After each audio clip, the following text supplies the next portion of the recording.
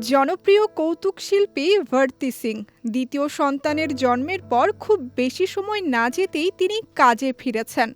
মাতৃত্বকালীন ছুটিকে খুব একটা গুরুত্ব না দিয়েই হাজির হয়েছেন শুটিং সেটে। যিনি সবসময় হাসি আর কৌতুকে দর্শকদের মাতিয়ে রাখেন, সেই তিনিই এবার সেটে কান্নায় ভেঙে পড়লেন।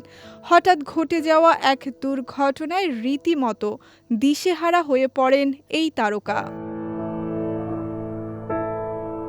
প্রথম সন্তানের মতো দ্বিতীয়বারও বিশ্রামের ধার ধারেননি তিনি। মাত্র ১৮ দিনের মাথায় কাজে ফেরেন। কেন এত দ্রুত কাজে ফেরা? এমন প্রশ্নে ভারতীর চিরাচরিত রসিকতা ছিল টাকার খুব দরকার। তবে এবার সেই কাজের জায়গাতেই ঘটল এক বিপত্তি। বর্তমানে লাফটার শেফ নামক একটি রিয়েলিটি শোর শুটিংয়ে ব্যস্ত সময় পার করছেন ভারতী। শুটিং চলাকালীন হঠাৎ তিনি খেয়াল করেন তার কানে থাকা দামি হীরের দুলটি কোথাও নেই।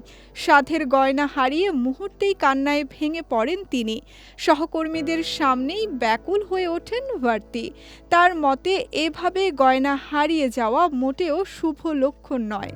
ভারতীর এমন অবস্থা দেখে সেটে শোরগোল পড়ে যায়। সবাই খুঁজতে শুরু করেন সেই দুল। অবশেষে ত্রাতা হয়ে এগিয়ে আসেন তার ব্যক্তিগত সহকারী। দীর্ঘক্ষণ খোঁজাখুঁজির পর তিনি খুঁজে পান হারিয়ে যাওয়া হীরের দুলটি। প্রিয় গয়না ফিরে পেয়ে স্বস্তির নিঃশ্বাস ফেলেন তিনি। মুখে আবার ফুটে ওঠে হাসি।